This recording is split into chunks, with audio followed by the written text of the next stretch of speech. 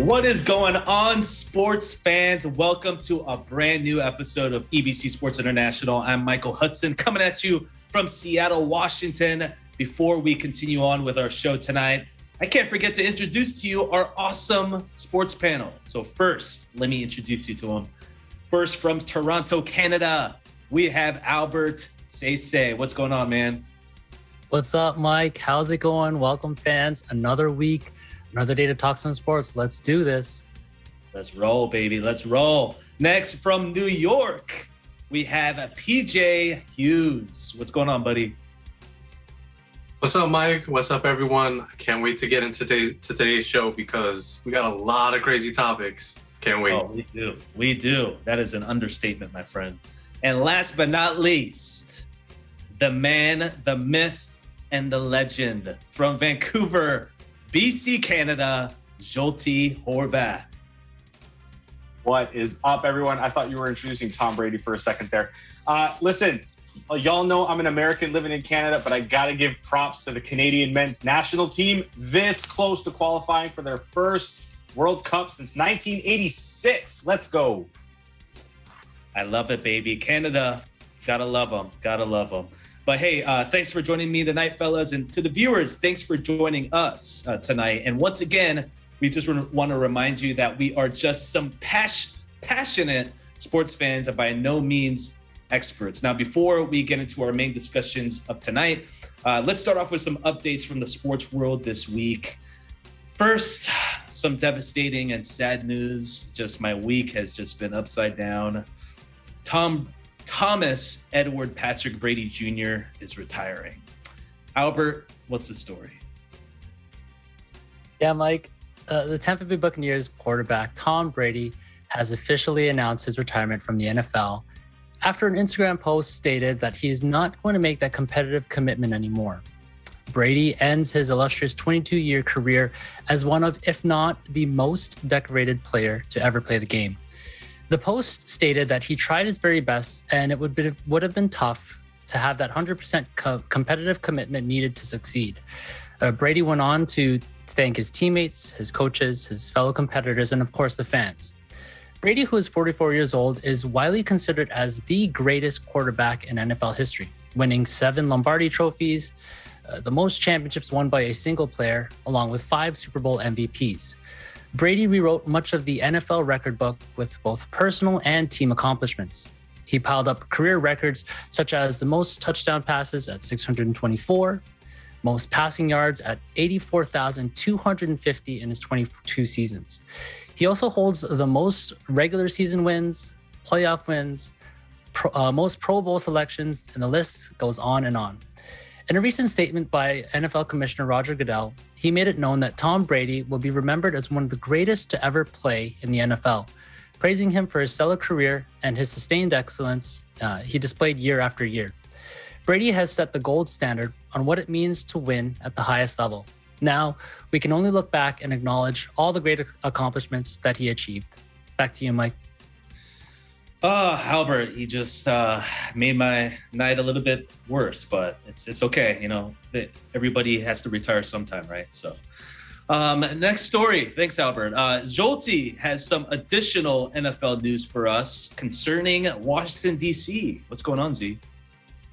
Yeah, thanks, Mike. So after 87 years with its former name, you know, the one that had a little bit of racist connotations to it, and 2 additional years as the Washington football team, the franchise announced Wednesday morning that its new name would be the Commanders. The team also unveiled its new logo and uniforms, which you can see right beside me on the screen there.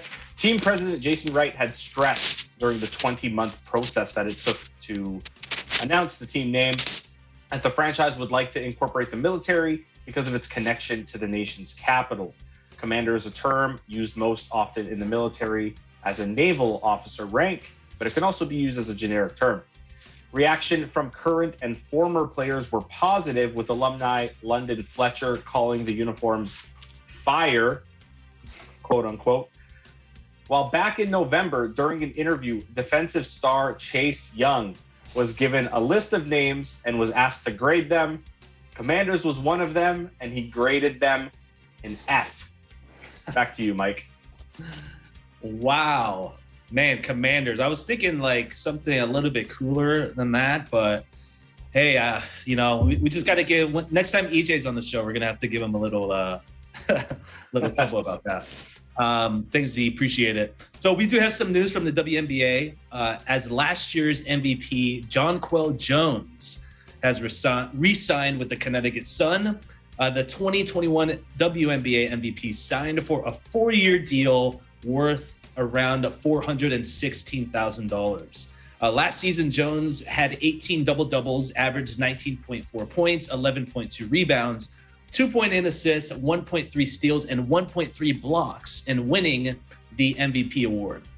She also led the Connecticut Sun to a league best 26-6 record, giving them the #1 overall seed in the WNBA playoffs. According to her head coach, Kurt Miller, she is one of the most versatile and talented players in the world. She has a burning desire to improve, and we look forward to building upon the momentum of her MVP season. Lastly, PJ has some additional NFL news for us concerning the Las Vegas Raiders' new head coaching hire. PJ, what's going on, man? That's right, Mike. The Raiders have found their guy.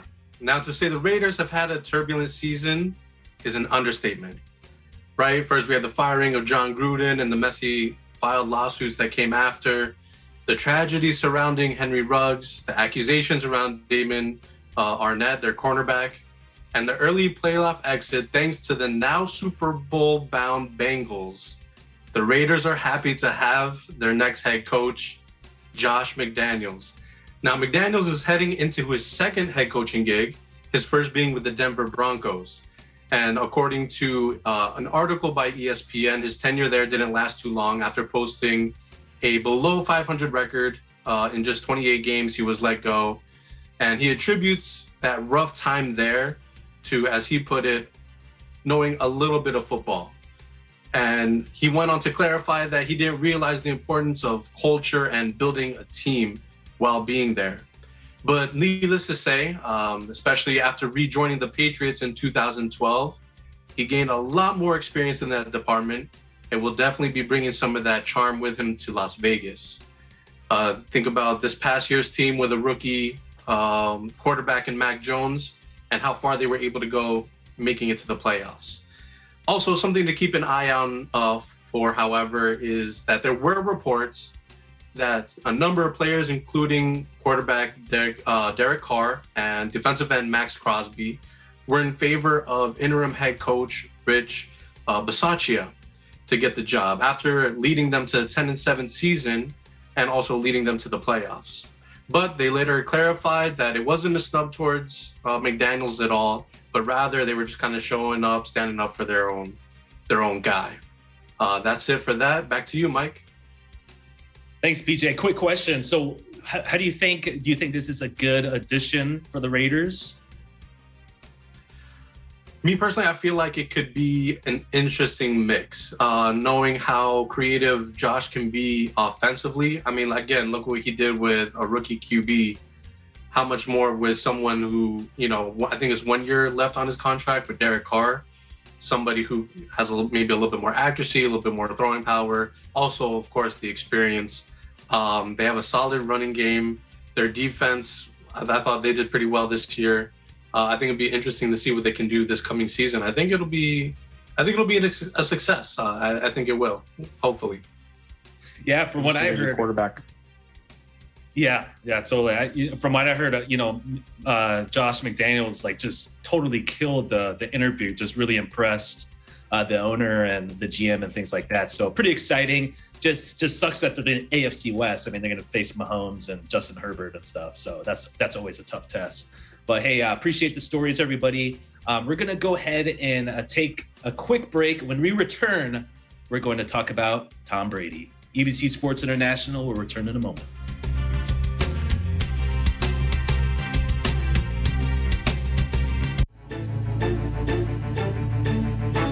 Ako po si Bongbong Marcos at kilalanin niyo po ako dito sa Net25 ASPN Primetime.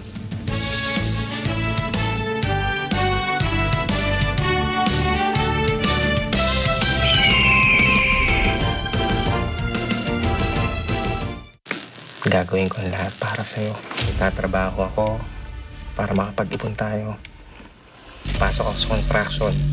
Kasi alam ko, mas malaking sahod nila doon. Hindi kita iiwanan. Pangako yan. Anthony, Mrs., kailangan ko po itong sabihin sa inyo kaagad. Tatapatin ko na po kayo. Lakasan po niyo yung inyong mga loob. Napapagod ka na ba, Lisa? Sasawa ka na ba? Naawa ka na lang ba sa akin? O ate, Si Anthony! bakit?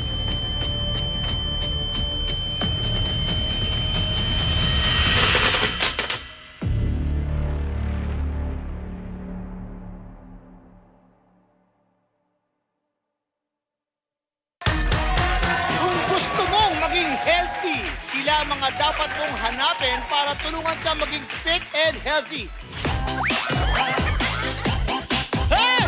Sino kukuha sa inyo magta-train sa kanila? Puro kayo chichiri-kiri! Alin sa mga sumusunod na hayop ang hindi nakakatalon? Agad-agad. Okay, Vince, kayo na may papasa yung tanong na yan. Kay Coach Joe. Bakit mo pinasa kay Coach Job? Tingin ko po hindi niya masasagot. Tingin mo hindi masasagot to, no? Rock and roll. Rock and roll, Job! Agad-agad. Coach Job, kayo na may papasa. Hindi, babawi ako kay Coach Vince. Tawag kay Coach Vince. Tama! Painit ng painit ang labanan natin dito. Ito ang Tara Game! Agad! Agad! Bakit kayo naka-jacket? Bibigyan ko pa naman kayo ng jacket. Bigyan ng jacket yan! Wala kami yung jacket.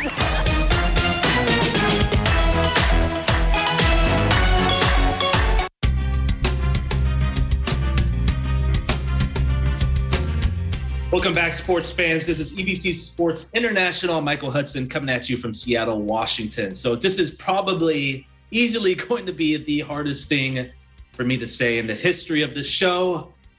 Tom Brady is retiring from the NFL. That's right.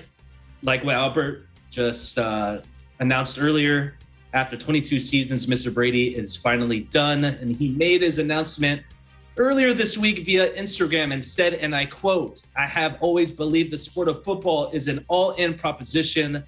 If a 100% competitive commitment isn't there, you won't succeed, and success is what I love so much about our game." Brady finished with the most Super Bowl wins in NFL history and holds multiple quarterback records. Jolty, we're going to start with you tonight. What are your thoughts on TB12's career? I mean, I think everyone who has watched the show over the last 2 years knows that I wasn't the biggest fan of Tom Brady, especially his move to Tampa. When I said in his first year he would fail, he would sink, that that team wouldn't go anywhere. And then, of course, they came back and won the Super Bowl. And then this year, I mean, they should have gone to the Super Bowl or at least the NFC Championship if it wasn't for a stupid defensive call. When they played cover zero against Cooper Kupp. So, yeah, that was fun. I mean, all in all, though, you got to give this man props. I mean, this guy's in the league 22 years, right? You already mentioned first in Super Bowl wins as a quarterback with 7, which is unreal. And, I'm looking at his list of accolades right now. 10 Super Bowl appearances, which is the first all time. 5 Super Bowl MVPs, which is first all time. Can you imagine? This guy has more Super Bowl MVPs than regular NFL MVPs. He has 3 NFL MVPs. That's how many Super Bowls he's been to. So you got to give this man props for what he's done. In an interview, he did mention that, we're talking Super Bowls here. He did mention that after he won his first 3 and 4 years with the Patriots in 1, 2, 4 or something like that. Yeah, he was like, "Oh, this is easy. There's got to be way more to this." And then they didn't win one for another 10 years. And he's like, "Oh man, this is the hardest thing you could ever do." So I think it kind of put it into perspective for him after losing so many years, especially twice to Eli Manning, which was, great. But the amount of records this man holds, quarterback records, 67 game-winning drives, 51 fourth quarter comebacks, including, the 28-3 against the Falcons. He should have had 52 fourth quarter comebacks. Once again, if his defense doesn't let him down. Passing yards, 84,520. Like these numbers are unreal and will probably never be broken again. So, I mean, even though I don't like him as a player, you got to give him props. Man, you're such great words, Jolty. Surprise. That's great, man. Thank you. But yeah, I mean, capitalize or piggybacking on what you were saying. I mean, this guy Brady missed an entire season with a torn ACL. So imagine if he didn't miss that season. I mean, the numbers would have been even more exponential. But it's just players like this. I mean, you hate to see players like this go out like this. Where, I mean, if last year if he would have retired, I felt like that would have been the perfect time because he just came off a Super Bowl, et cetera, et cetera. But the way they lost and just there's no like a farewell tour or whatever, which I know he deserves, but I know deep down in his heart he doesn't want that. But it's just so surreal, man. It's so surreal. But PJ, where do you think Brady lands on the list of all-time greats in the NFL? So I'm pretty sure I might get some backlash here, but he has to be, at least for me, the greatest of all time, hands down, probably number one. If not, maybe like top 2, 3, whatever. But personally, he's got to be number one. Mike, you and I are about the same age. I'm pretty sure we kind of fell in love with football maybe around the same time. And when you think about our lives in conjunction with football, it's kind of tied with Tom Brady. Like he's for as long as we've been around, Tom Brady's been there. You know what I mean? And just kind of to, again, piggyback off what Zolty was saying, when you look at Tom Brady's career, right? I heard this on a podcast somewhere. I can't remember which one, but he's played 22 seasons. If you break that in half, so the first 11 seasons and the second 11 seasons, you can make the argument that his first 11 is like a Hall of Fame career and his second 11 is a Hall of Fame career. How many quarterbacks can you say that about? Like, I don't think you can say that about too many. Both would be Hall of Fame careers. Again, he holds a number of records that may never be broken. And like what Zolty mentioned, he went to 10 Super Bowls. He won 7 of them. That's a 70% winning percentage in a Super Bowl. And then to top that off, he's played in his record in the playoffs is 34-11. But that's not including the times that they had a first round bye because they were the 1 seed. So if you include those first round buys, now you're talking like 47-11. That's like an 81% like winning all the time. Like how many quarterbacks could do something like that throughout the course of a 22-year career? So for me, hands down, Tom Brady's got to be the greatest of all time. I don't think I've ever seen anyone play like that, play as long as he has. I've never seen the numbers that he's been able to put up over the course of 22 years. Yeah, I mean, you're absolutely right, man. It's so surreal, and like the years just go by so fast. I still remember still the worst call of all time, but it launched everything, the Tuck Rule game. Yes. It was still just, I just still remember him as a rookie. It's crazy just how fast the time flies. Albert, I just want to get your thoughts about Brady's career. And also, do you think he'll make an appearance as like an analyst in the future, like Tony Romo, or some type of coaching gig in the NFL? You know what? I think in hindsight, of course, he's going to take some time and be with his family and explore different avenues first, probably away from football. But guys like that, their love for football is always finds a way to come back. And based off the trends of like you said with Romo and everyone else, those QBs hopping on the broadcasting train, I think we certainly hope to see Brady hop on that trend as well too. We saw him in the likes of when the Manning cast was on and how well he did there. And he just seems like a natural in the booth. And I think, his insight and his knowledge in the game would just create a depth in terms of the broadcasting and make it that much more entertaining. He already stated that he will continue his weekly show with Larry Fitzgerald and Jim Gray on Sirius XM. But of course, someone like that, someone who commands that sort of star power, is definitely going to be in the driving seat. So any sort of negotiations with any networks. He's going to get to choose where he wants to go and what he wants to do, whether it's the Monday night games or the Sunday night games. It's all in Brady's hands, because where Brady goes, the viewership will for sure follow. Yeah, I could totally see him do that one show on ESPN Detail. I think Kobe Bryant did it, and Peyton Manning too. I could totally see him do something like that, where they just break down different plays. But yeah, I agree with you. I think he'll definitely make a comeback. But aside from that, Mike, I got a question for you, a real quick question. So in his retirement announcement, everything was about the Bucks. Do you put anything on the fact that he left the Patriots out? Because I know you're a huge Brady supporter, so I want to get your take on that. Yeah, I mean, I'm not surprised, because I know there's probably still a sour taste in his mouth about how he left New England. I mean, at the end of the day, I think he just felt like he wasn't wanted. And I think it's kind of one of those things where it's like, MJ remembering all those haters in his Hall of Fame speech is kind of a similar thing. But I mean, that's kind of what I thought in the beginning until Bill Belichick came out with that statement. I don't know if that was really his words or not, but he basically was saying that Brady was the greatest player ever. So I guess they kind of made it amends, but who really knows? We'll see what he says at his Hall of Fame speech. But all right, well, we're gonna stay with this. We're gonna stay with Tom Brady here, and I think it's safe to say that we have a lot of up and coming quarterbacks. So many good games this in the playoffs. So much young talent. And PJ, which quarterback do you think has the best chance of becoming the next Tom Brady?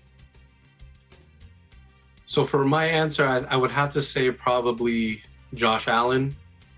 He also wasn't really highly looked out coming out of the draft. The Bills had to draft up or move up in the draft in order to get him.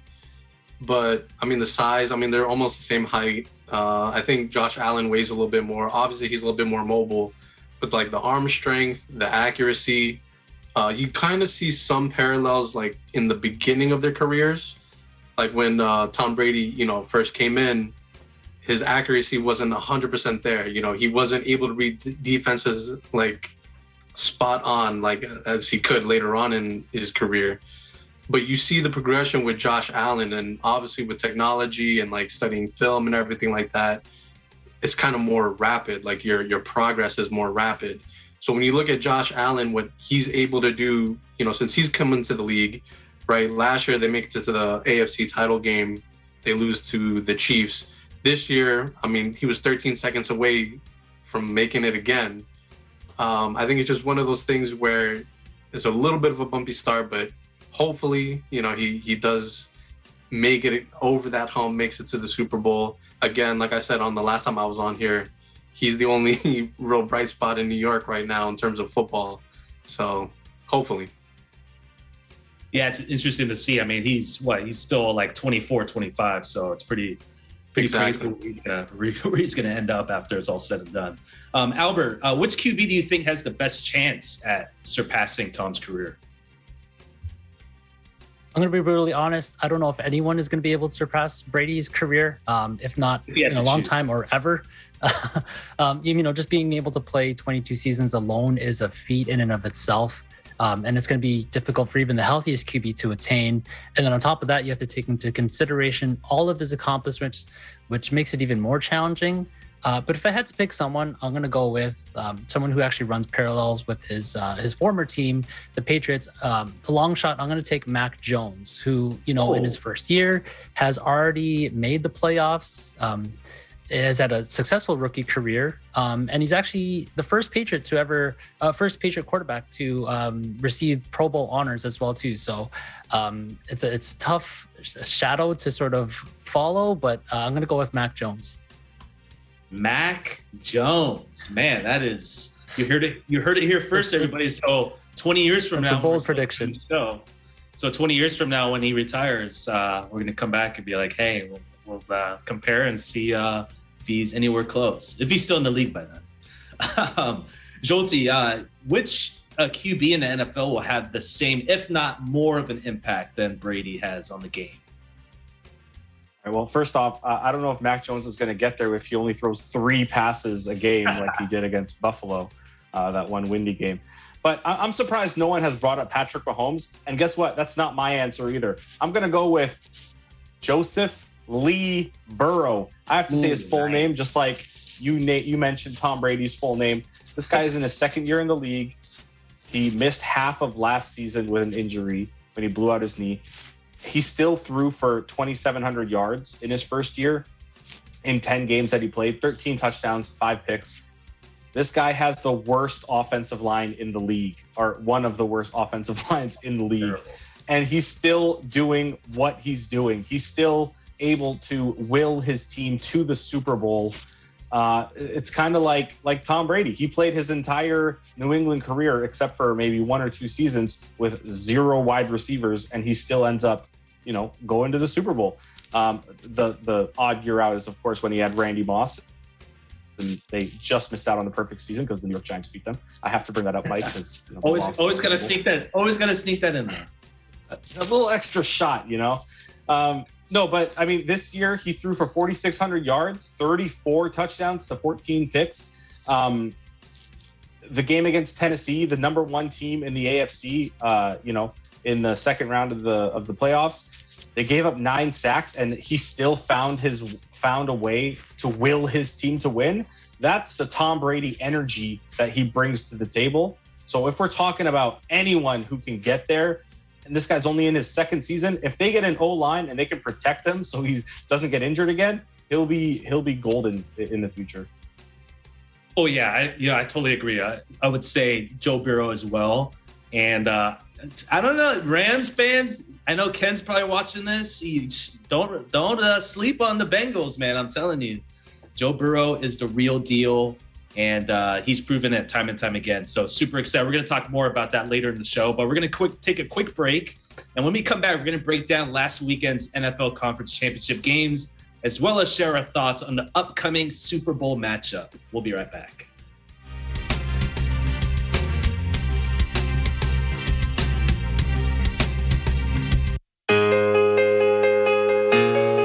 Ang agrikultura ang pangunahing pinagkukunan ng kita ng 25 hanggang 30% ng manggagawang Pilipino. The world's rising population requires food which can only be provided if we look after the land and soil so that it can produce nutritious food, support productive farms, and support healthy communities and economies. Isa ang Pilipinas sa mga bansa na may advanced risk reduction strategy na makatutulong sa ating sektor ng kabuhayan.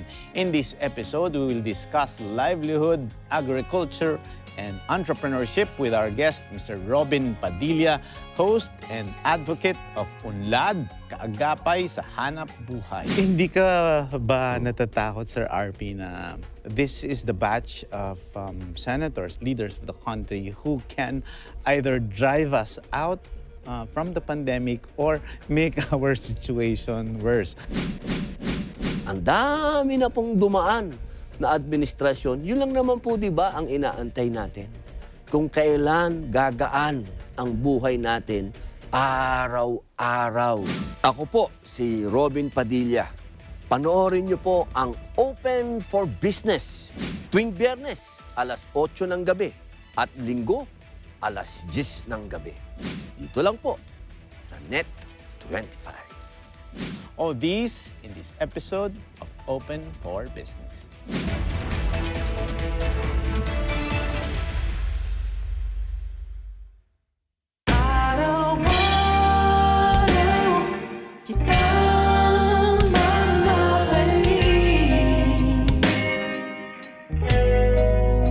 Hi everyone, this is Angelo Garcia.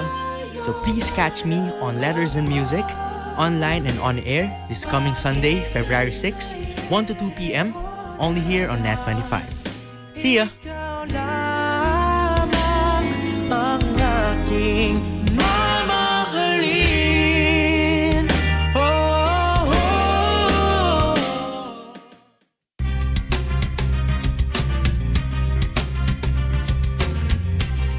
Welcome back, everybody. Thanks for staying with us. This past weekend, we had 2 action-packed conference championship games in the NFL. The Los Angeles Rams hosted the San Francisco 49ers in the NFC Championship game where the Rams were able to avenge their 6th straight loss against the Niners 2017. That hurts my heart to say this because I'm probably the biggest Rams hater on the show. But congratulations to Ken Cruz. You're going back to the Super Bowl. So, Albert, how did the Rams get this done? If first of all, if you're the number one Rams hater, I'll be the number one too, as your fellow Seahawks fan here. So, like what you said, the Rams had to overcome 6 straight losses to their division rival.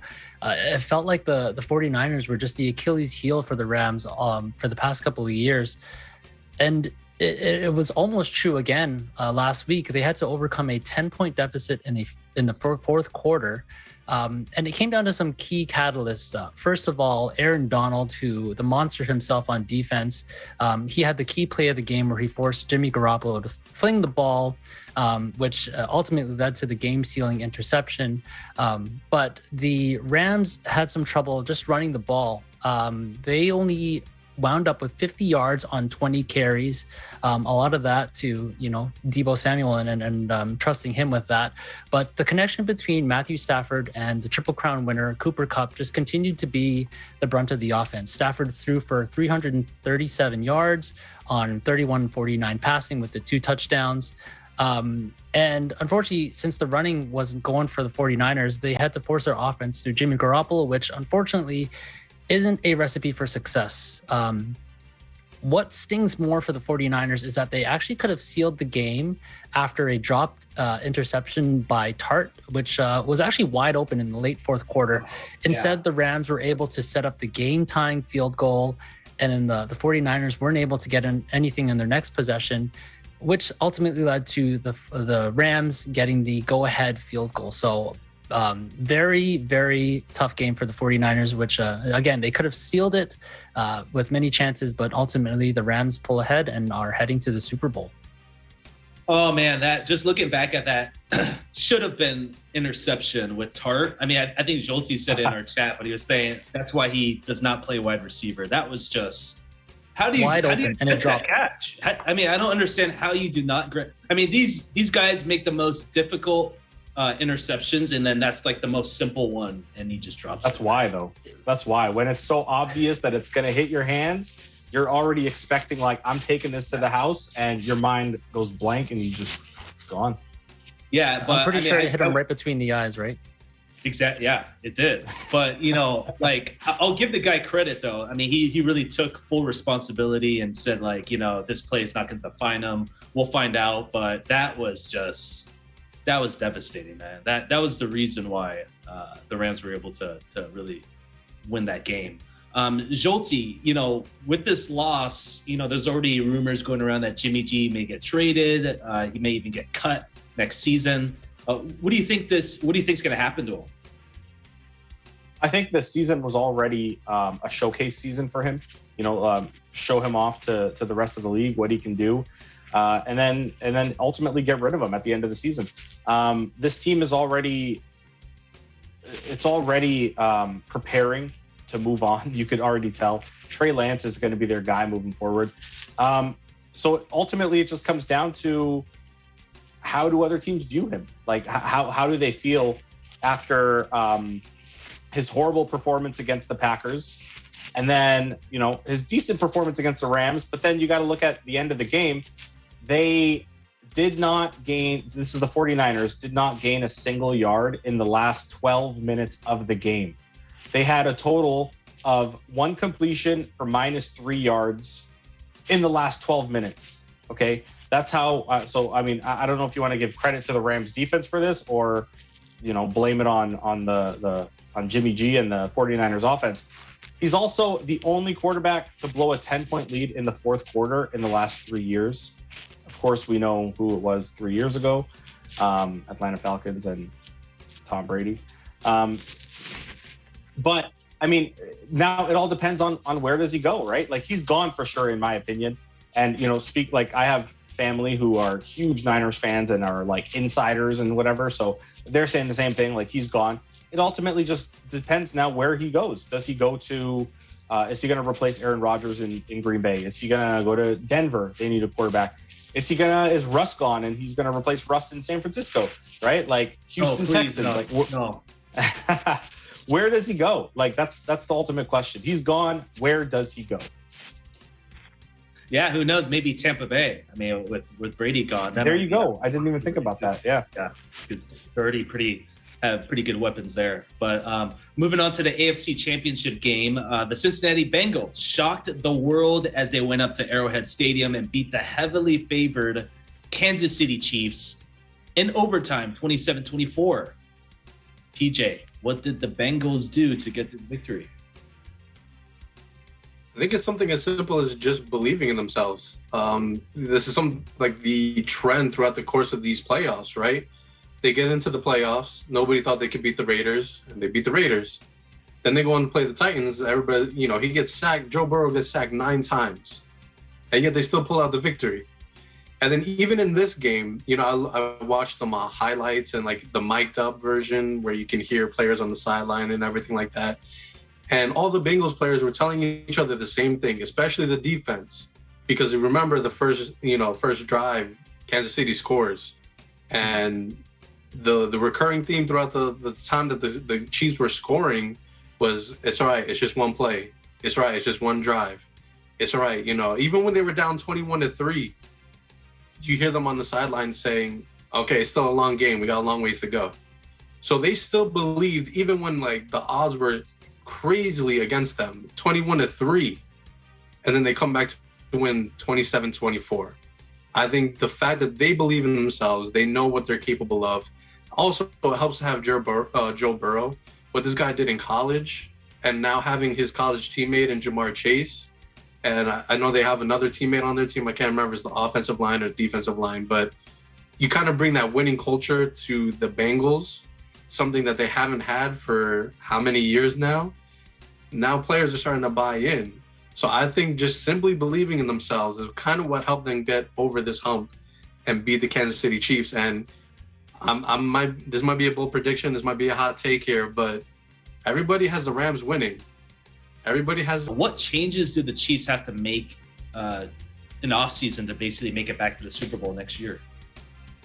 I got 3 things. The first one is to bring another strong wide receiver.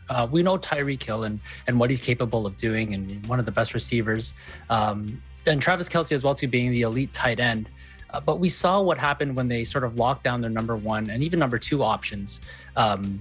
I feel like they need a strong number 3 in order for Patrick Mahomes to have another target when those other 2 do get locked down.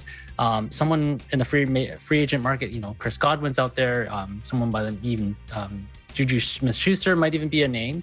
The second one is to definitely strengthen their D line. So the Chiefs only had 31 sacks for the whole season, which is actually the 4th fewest in the league.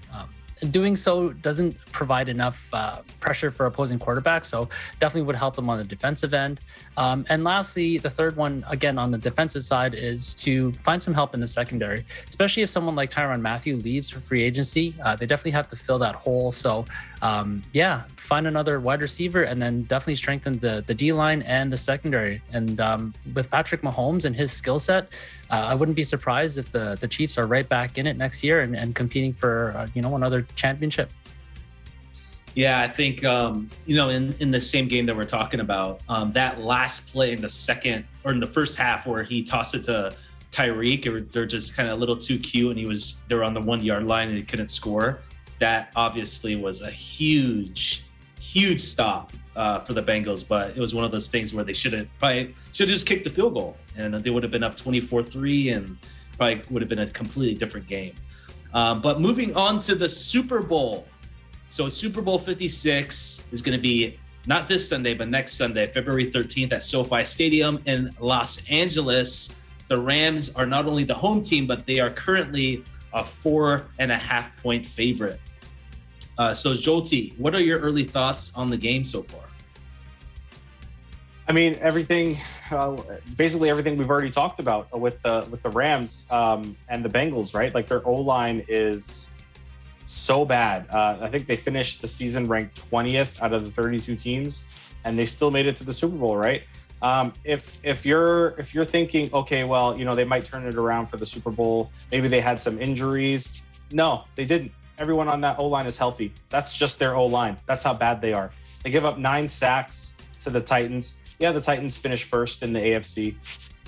They didn't deserve to finish first in the AFC. Let's get that out of the way. But they give up 9 sacks and still manage to win. Can you imagine what Leonard Floyd, Aaron Donald, what's his face? Von Miller, like these guys are going to do. And then you got like to their O-line, Joe Burrow, we were just talking off cam, like how this new age quarterback needs to be able to run. They need to be mobile. Joe Burrow is going to have to run for his life next weekend. You know, he's not going to have any time in the pocket. And if he does, he's going to have to rely on his receivers, right? He's going to have to rely on a rookie Jamar Chase, Tyler Boyd. CJ Uzoma, his number 1 tight end, might be injured for the game. He hurt his knee last game. This game is all about the Bengals O-line versus the Rams defense. Now, I don't want to count out the Bengals defense because they have done some pretty spectacular things as well. Even though I was joking around, you know, that Eli Apple was kind of blind last game because he made so many horrible plays. But I mean, the Bengals defense has been pretty solid throughout the playoffs and throughout the year. So, you know, it's going to be a closer game than a lot of people think. If that defense can stop Matt Stafford and Cooper Kupp and that Rams offense, but I still have the Rams winning by at least 10 points. It's not going to be that close. I'm going to say like 31-21 for the Rams. All right, first score prediction. I love it. All right, we got the Rams.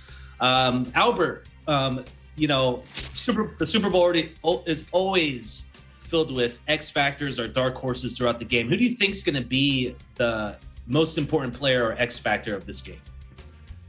I got 3 letters for you. OBJ. OBJ last week had 100 receiving yards for the first time in 33 games. He's definitely going to be the X factor. I mean, on the opposite side of the spectrum, true, we can say that T. Higgins also had 100 receiving yards. So I think between the two, the X factor between each team is going to be their number 2 receivers, not their number 1 receivers. We know Jamar Chase, he's one of the best offensive rookies in NFL history, and we know Cooper Kupp is also going to get his own. You know, we've seen what he's done with Matthew Stafford, but I think whichever number 2 receiver makes a greater impact is definitely going to put their team in a greater position to definitely raise that Lombardi trophy. But in this sense, I'm leaning towards the Rams as well too, and I got OBJ making a big difference and being that X factor to finally win that Lombardi trophy. Oh gosh, OBJ, number 1 OBJ hater right here. I'm just kidding. No, he's no. I'm happy for him. You're not kidding. No, well, yeah, I'm not, but I'm saying that I'm happy for him because he came back from like 2 really bad knee injuries, so it's really good to see him play some good ball. PJ, real quick, if the Bengals get this win, do you think this will be the biggest upset in NFL history?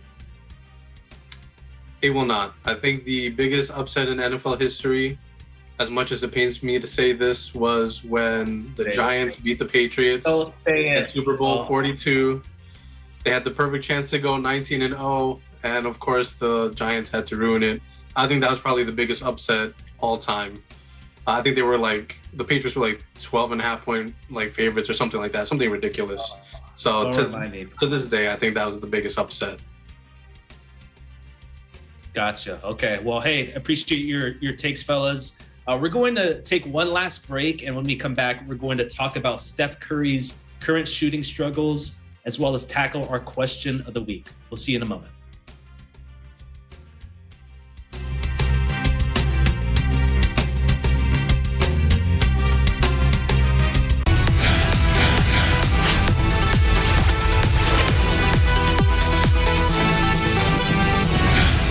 Delikadong speed hump sa Pasig City, inireklamo. Aktual na video ng pagsemplang ng mga dumadaan dito, napasakamay ng responde. lolo na nangangalakal sa kabila ng kanyang edad, inayudahan. Kalyeng binakbak na, iniwang pang nakatenga, sinumbong sa responde. Isang volunteer group na rumiresponde at nangangalaga sa kapayapaan sa Nagcarlan, Laguna, ating kilalanin.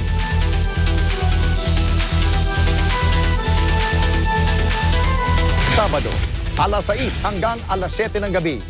Ito ang Responde, Mata ng Mamamayan.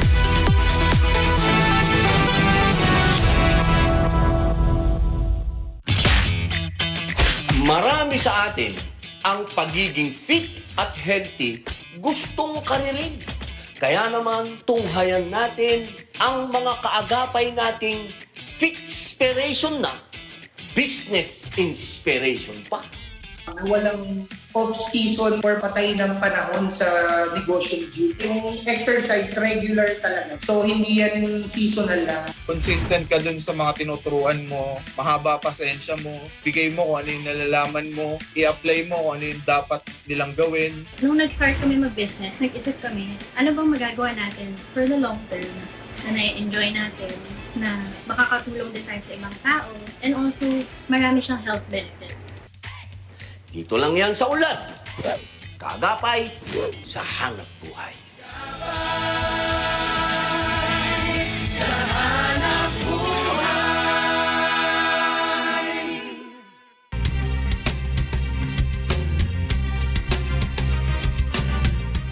Hey, sports fans, welcome back. So Steph Curry of the Golden State Warriors is currently in a massive shooting slump right now, shooting his lowest percentage from the three-point line of his career at 37.9%.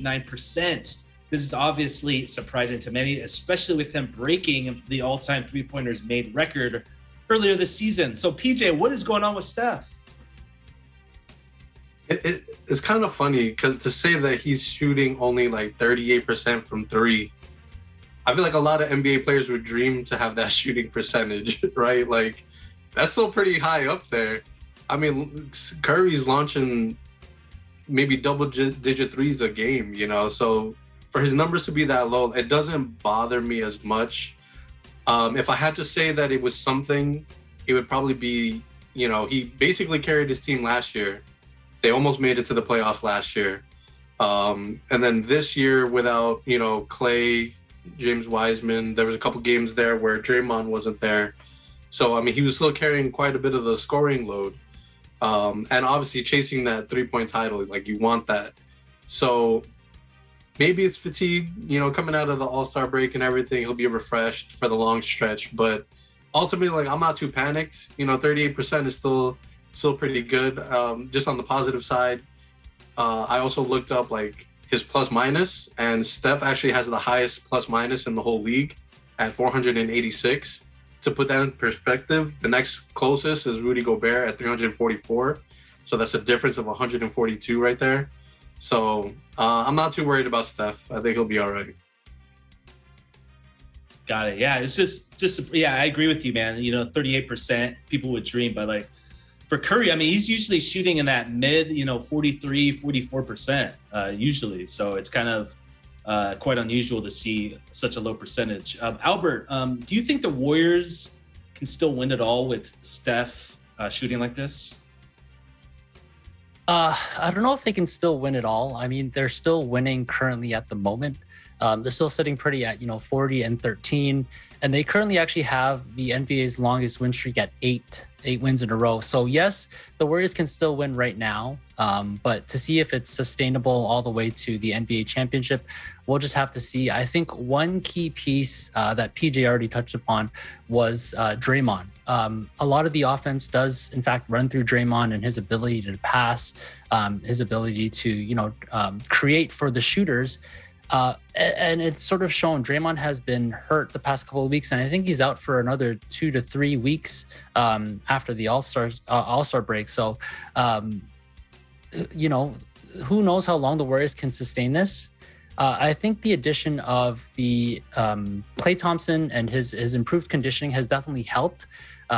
Being that he's another shooter that can sort of spread the floor. But also, I think the improved scoring efficiency of first-time All-Star from Toronto, Canada, Andrew Wiggins has helped as well. So we'll have to see if those guys can sort of bear the load and wait till Steph can finally jump out of this slump and be able to be the MVP himself once again. Yeah, absolutely. I think it could be one of those things where, we've seen it for years where teams just like flip a switch and they just totally just lock in and dialed in and ready to go. So hopefully it's maybe one of those things where, Steph just has to be motivated a little bit, because we look at the other night where Kevin Porter Jr. was talking a lot of trash to Steph and he just went off. He went crazy. And Steve Kerr was like, dude, why don't they just do that to him every game? But so it's definitely there. Jolty, does this shooting slump hurt Steph's chances at winning the MVP this season? What an irrelevant question, Mike. We all know where I'm going to go with this. Oh, no. Talked about this the last 3 weeks. The MVP of the 2021-22 season will be DeMar Darnell DeRozan. Oh, man. It will not be Steph Curry. Steph Curry could hit 80% of his threes, and he's still not going to win MVP. Okay, that's obviously 80% He would, he would destroy the MVP race in that. No, I don't think it hurts his chances, to be honest. He's still up there. Like, his stats are still up there with the best of them, right? Like, I just brought up DeRozan. DeRozan and him have almost exactly the same stats. I think Curry has one more assist per game than DeRozan. And I know I'm comparing him to DeMar DeRozan, but come on. Like, this guy's tearing it up. Steph, he'll come around, right? He tends to have a few games where he's a little off. I don't know, maybe it's the fact that Klay Thompson is back, right? That he does have that extra option there instead of focusing on shooting. Instead of putting up 15 threes a game, he's only putting up 8 or 9, right? Like, it's kind of I don't think it hurts his chances, though. He'll be right up there with like Jokic, DeMar DeRozan, Steph Curry. Those are my top 3 right now. DeMar DeRozan never fails to be mentioned on the show, especially when Jolty is on. Appreciate the takes, guys. So we are at our question of the week. So we all know Tom Brady, our biggest story of today's show. He retired from the NFL recently. So fellas, we're going to go around the table. Just tell us, share with everybody your favorite Tom Brady memory. Albert, I'll start with you. I'm going to go with his 7th Super Bowl victory. It was going Brady versus Mahomes. It was billed as, GOAT versus potential future GOAT. And Brady just sort of shut everyone down. And he threw a flawless game of 3 touchdowns, 0 interceptions. It was a blowout game, 31-9. First time winning in a different team as well, too, coming off of leaving the Patriots. So even at his age as well, too, just silencing all the critics. I think that 7th Super Bowl victory was one of my favorite moments from Brady. Awesome. Jolty, I know you're not the biggest Tom Brady fan, but I'm sure you have at least one favorite memory that you can share with us. Listen, yeah. Okay. I don't want to mention when he beat the Seahawks. I'll go with something different. So in 2013, it was the Colts versus the Patriots. Sorry, Broncos versus the Patriots. Peyton Manning, Tom Brady. The Patriots were down 24-0 at halftime. Patriots put up 31 unanswered points in the third and the fourth. Goes to overtime. Brady manages to drive the field goal. They win at 34-31. Instant classic. Tom Brady versus Peyton Manning. Yeah, that was a great game. I remember seeing that. PJ, how about you, my man? I'll preempt my answer by saying this. When you look at the GOATs across, other sports, MJ instilled fear in his opponents. Kobe instilled fear in his opponents. Mike Tyson had instilled fear in his opponents. Same could be said about Tom Brady. Everybody was afraid of Tom Brady, especially in the Super Bowl, right? No matter how much they were down, you never count Tom Brady out. So there is big bad Tom Brady. But then the one moment that sticks out to me is when he was interviewed. This little kid came up, asked him a simple question: "Who is your hero?" And Tom Brady probably gave one of the most heartfelt answers, and he said, with tears in his eyes, you know, he started getting emotional. He said, "My dad." And I feel like that's one moment where you actually got to see like the human side of Tom Brady, the side that a lot of people can relate to, and you start to realize like, oh man, like this guy, he's like me, he's human, you know. So that moment always sticks out to me, just because you see how he is on the field, and then you see how he is off the field, and how nice it was to see that side of Tom Brady.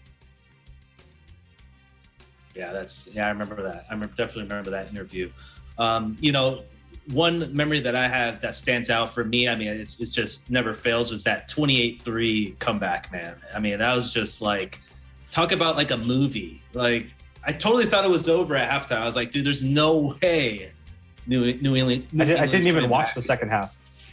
Yeah, I was just like at my house, just walking around, and then all of a sudden, you know, that miraculous catch by Julian Edelman, then you have the fumble, and then all this stuff happens, and man, it was just incredible. And just the way he celebrated at the end, he was just like, man, it was just an incredible, that just solidified the GOAT case for me when he won that Super Bowl. So, Tom, if you're watching the show, best of luck to you, my man. Great career, and wishing you all the best. But hey, thank you everybody for joining us tonight. On behalf of everyone on our channel or on our panel, thanks for joining us, and be sure to tune in next week. Make sure to visit our websites at eaglenews.net and eaglenewslive.com, and watch us on net25.com. Like us on Facebook and follow us on Twitter at Eagle News to join the conversation. For Eagle News, I'm Michael Hudson. We live in interesting times.